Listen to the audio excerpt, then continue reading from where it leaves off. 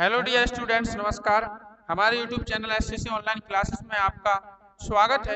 और जैसा कि आप सभी को पता है कि हमारे चैनल पर अभी 12th क्लास की फिजिक्स का सिलेबस चल रहा है, तो उसी की श्रृंखला को आगे बढ़ाते हुए आज का हमारा टॉपिक है अक्षीय स्थिति में वैद्युत विभव की गणना कैसे की जाती है।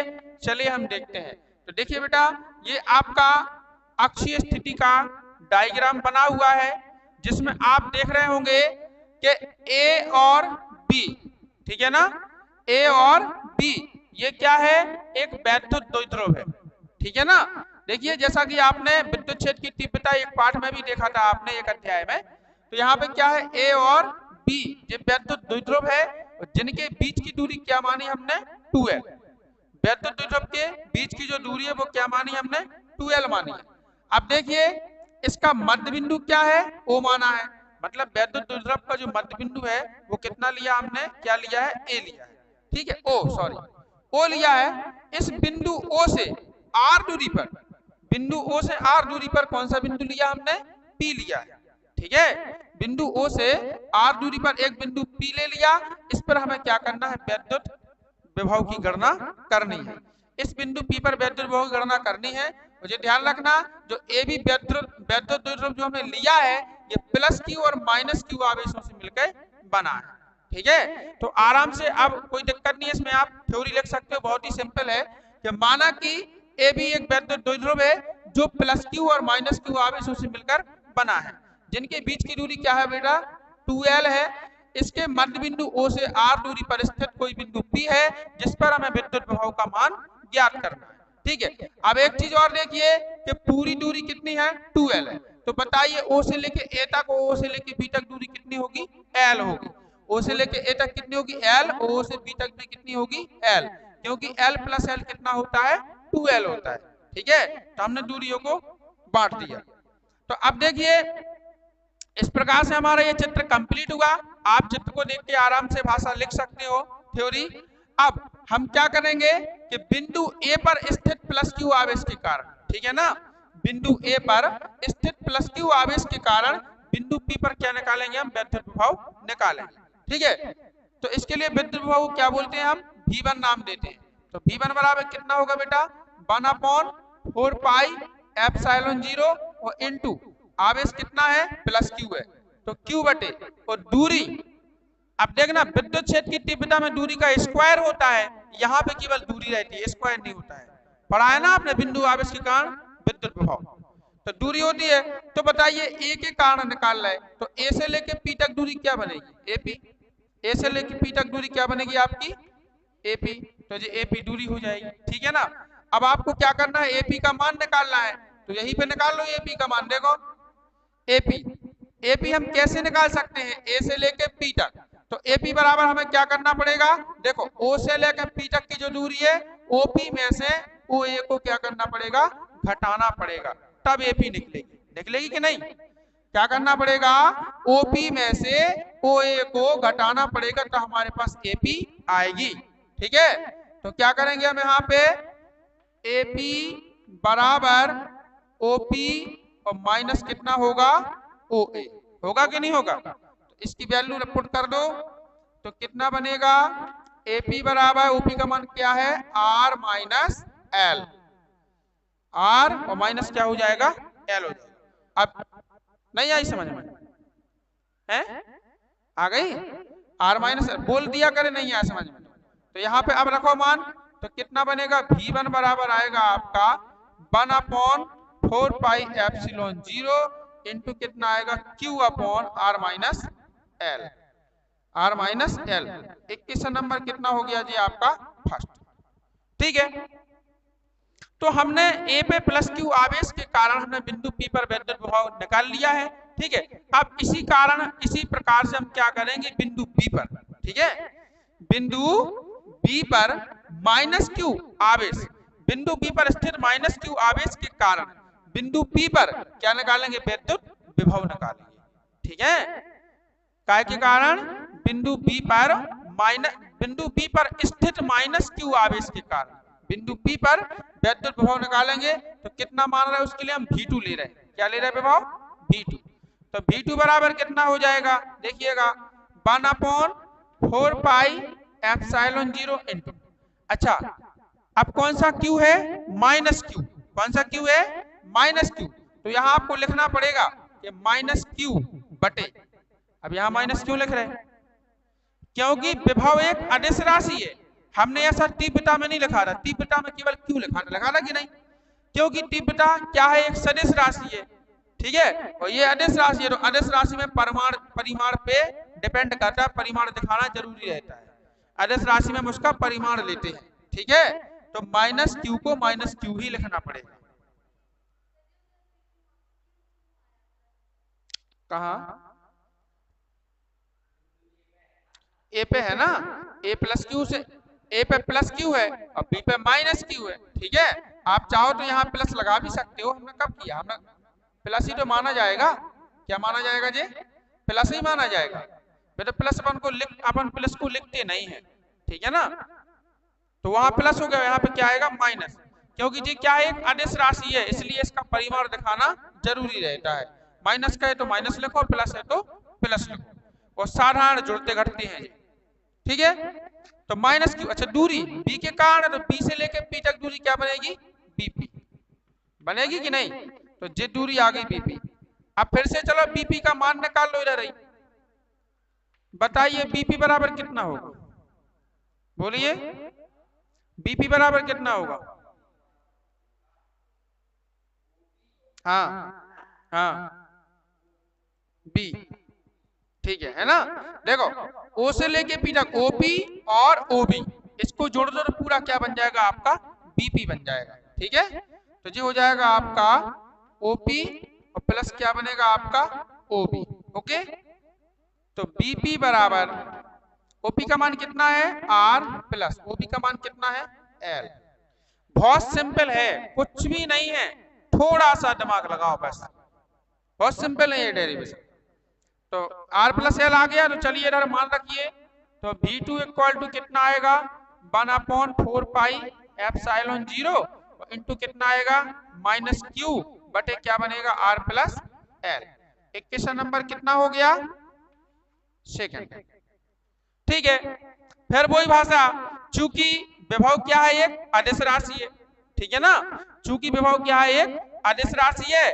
अतः बिंदु P पर कुल विभव, ठीक है, अब कुल विभव निकालना है, तो क्या करें, कुल विभव को V ले लेंगे, क्या ले लेंगे V, तो V बराबर कितना बनेगा आपका V1 और प्लस कितना हो जाएगा बेटा V2, समीकरण 1/2 से मान रख दो, क्या करो समीकरण 1/2 से मान रखो, चलो यहां लेते हैं हम, यहां से देखिएगा V बराबर कितना आएगा 1/4 पाई एप्सिलॉन 0 इंटू क्या बनेगा Q upon R minus L, इतनी आएगा, अब देखिए यहां पे क्या लग रहा है, प्लस, नहीं एक काम करो अभी, चलो प्लस ही लगा दो, तो कितना हो जाएगा 1/4 pi epsilon 0 into minus Q और बटे कितना होगा R प्लस L,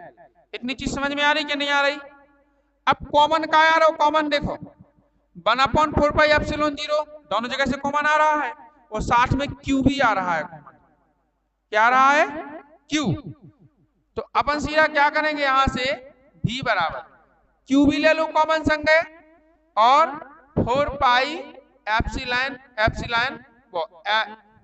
एप्सिलॉन है माइनस, वही रहने दो, वो माइनस यहां से उठ के यहां आएगा, प्लस में गुणा होगी, पहले जे कॉमन ले लो ना, Q अपॉन 4 पाई एप्सिलॉन 0, ये कॉमन ले लिया ना हमने, अब देखो अंदर क्या बच रहा, इधर से देखो, इधर से Q भी चला गया, ये भी चला गया, तो 1/R माइनस L बचा, क्या बचा 1/R माइनस L, इतना ही बचा, अब देखो अभी ये माइनस है, ये माइनस बच रहा था, तो माइनस का प्लस में गुणा होगा तो क्या आएगा माइनस, इधर क्या बचेगा 1/R plus L, 1/R plus L, इतना बचा, अब ठीक है, अब इतने में कोई दिक्कत किसी को, नो दिक्कत है ना, चलो भिन्न करो, V बराबर Q अपॉन कितना आएगा 4 पाई एप्सिलॉन 0, ठीक है ना, अंदर देखिए एलसीएम लेना है तो पहले एलसीएम लेना, अलग अलग है, आर माइनस एल है, आर प्लस एल है, तो कैसे क्या होगा, गुणा, क्रॉस मल्टीप्लाई होगा।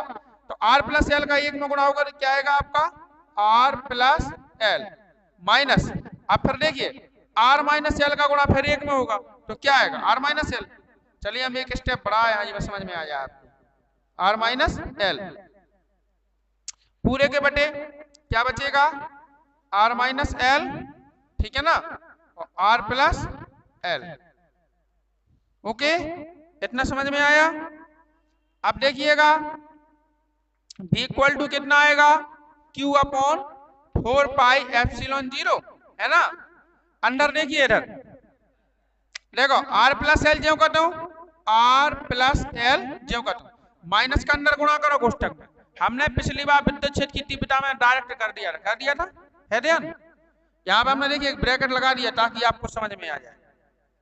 देखो r का माइनस का r में गुणा करेंगे तो कितना आएगा माइनस का r, और माइनस गुणे माइनस प्लस, और फिर कितना आएगा l आएगा। ऐसा किया जाता है डायरेक्ट, हम डायरेक्ट भी लिख सकते थे, हमने कहा कि चलो एक बार तो बता ही दो ताकि समझ में आ जाए, है ना। अंदर देखो आप ये देखिए a minus b a plus b, सर्व समीकरण लग रही ना, a minus b a plus b, यानी r minus l r plus l बराबर होगा क्या a square minus b square, यानी r square minus l square. तो जी आएगा आपका r square minus l square. ठीक है, इतनी चीज समझ में आ गई। हाँ, आर से आर क्या हो जाएगा, क्योंकि एक माइनस का एक प्लस का। चलिए यहाँ पे अब क्या बचा प्लस का एल तो कितना हो गया 2l, प्लस का 2l हो गया। चलिए b बराबर एक काम कीजिए यहाँ लिख दो 1/4 पाई एप्सिलॉन 0। अभी q ना लिखो, q को इधर लिखेंगे अपन है इनटू। अच्छा अब क्या अपने पास q है तो q को जो का दो लोगों इनटू, इधर जुड़ के क्या बन रहा है 2l, जुड़ के क्या बन रहा 2l, और अपॉन कितना आ जाएगा आर स्क्वायर माइनस क्या बनेगा एल स्क्वायर। बताइए इतने में कोई दिक्कत है, सबको समझ में आई।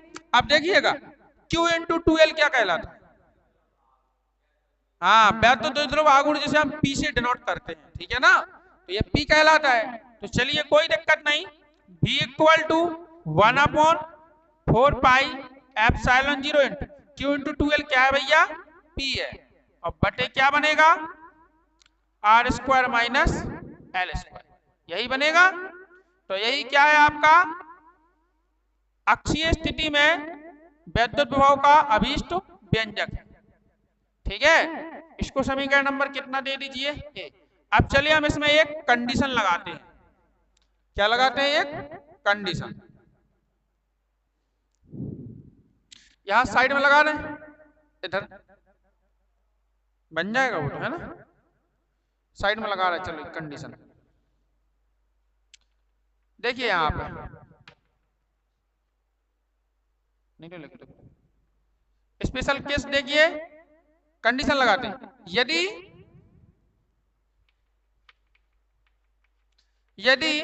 L इज लेस देन कैसे R से, यानी L का जो मान है वो R से बहुत कम हो। L क्या है दो ध्रुव के बीच की दूरियां है कि नहीं, और जबकि R क्या है सीधी बिंदु P की दूरी, तो R की तुलना में L तो हमेशा छोटा रहता है कि नहीं। आप देख लो इधर जैसे चित्र में देखो, यहां से लेके यहां तक किसकी दूरी है, P की दूरी है, तो R बड़ा है और L देखो इतना सा है? तो L जो है वो R की तुलना में बहुत छोटा होता है, और जब L R की तुलना में बहुत छोटा है तो क्या कर दो L स्क्वायर की उपेक्षा कर दो, L स्क्वायर क्या कर दो उपेक्षा कर दो, यानी L स्क्वायर को हटा दो। ठीक है, हटा दें तो क्या बचेगा हमारे पास समीकरण ऐसे देखिए v equal to 1/4 pi epsilon 0 into क्या आएगा p अपॉन आर स्क्वायर। ठीक है, ये हो गया स्पेशल केस। इसको समीकरण नंबर कितना दे दो b। ठीक है, तो ये है हमारी विद्युत क्षेत्र की वो वैद्युत विभव की गणना कायम है अक्षीय स्थिति, ध्यान रखना है।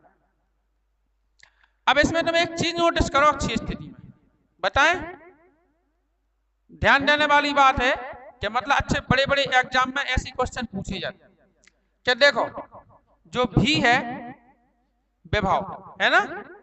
विभव क्या होता है? दूरी के वर्ग के व्युत्क्रमानुपाती होता कि नहीं? विभव दूरी के वर्ग के व्युत्क्रमानुपाती होता कि नहीं होता? कैसे? देखो विभव में आर स्क्वायर आया, नीचे क्या आया? R square. ऊपर तो आर स्क्वायर है नहीं, कहाँ है? नीचे है, यानी नीचे है, इसका मतलब क्या है? दूरी क्या है उसके? व्युत्क्रमानुपाती। तो विभव जो होता है वह दूरी के वर्ग के व्युत्क्रमानुपाती होता है, ठीक है ना, क्योंकि उसमें वर्ग लगा है। और यही अगर हम विद्युत क्षेत्र की तीव्रता की बात करें, विद्युत क्षेत्र की तीव्रता की, तो तीव्रता क्या होती है? दूरी के घन के व्युत्क्रमानुपाती है, दूरी के घन के व्युत्क्रमानुपाती होती है। आपने विद्युत क्षेत्र की तीव्रता का सूत्र पढ़ा, उसमें अक्ष स्थिति में तो नीचे आर क्यू आया था, तो यानी वो क्या है? दूरी के घन के व्युत्क्रमानुपाती।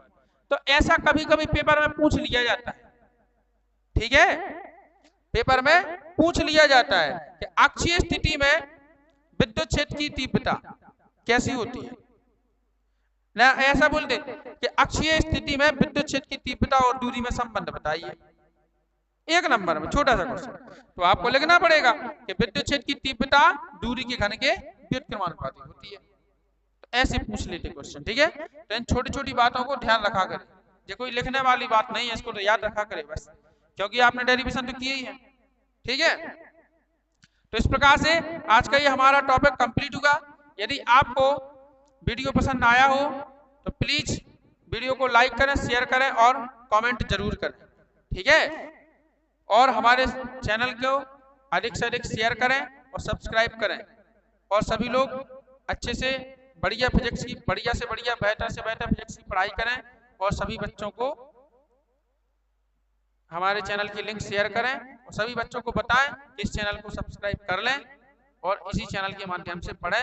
हम पूरी कोशिश करेंगे कि दिसंबर तक आपका सिलेबस कंप्लीट हो जाए और बढ़िया से बढ़िया आपको हर चीज समझ में आए, ठीक है।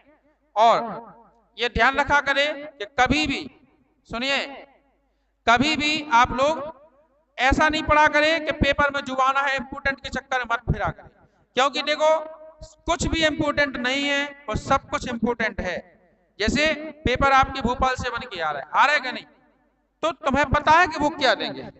नहीं है ना पता, क्योंकि जरूरी नहीं है, वो भी जानते हैं कि बच्चे ज्यादा इंपोर्टेंट के चक्कर में घूमते हैं, ठीक है, तो उन्हें भी पता है, इसलिए वो कोई भी क्वेश्चन उठा के पेपर में रख देते हैं। इसलिए आप इंपोर्टेंट के चक्कर में ना बैठे, ज्यादा से ज्यादा सिलेबस को पढ़ें, जितना आपके सिलेबस में है उससे कहीं और ज्यादा ढूंढ ढूंढ के पढ़ें, ठीक है, तभी आपकी नैया पार होगी, तभी आपके अच्छे अंक आ पाएंगे। वरना इंपोर्टेंट के चक्कर में घूमोगे तो आपने इस साल का रिजल्ट तो देख ही लिया, ऐसा ही हर साल होगा फिर, ठीक है। जय हिंद, नमस्कार।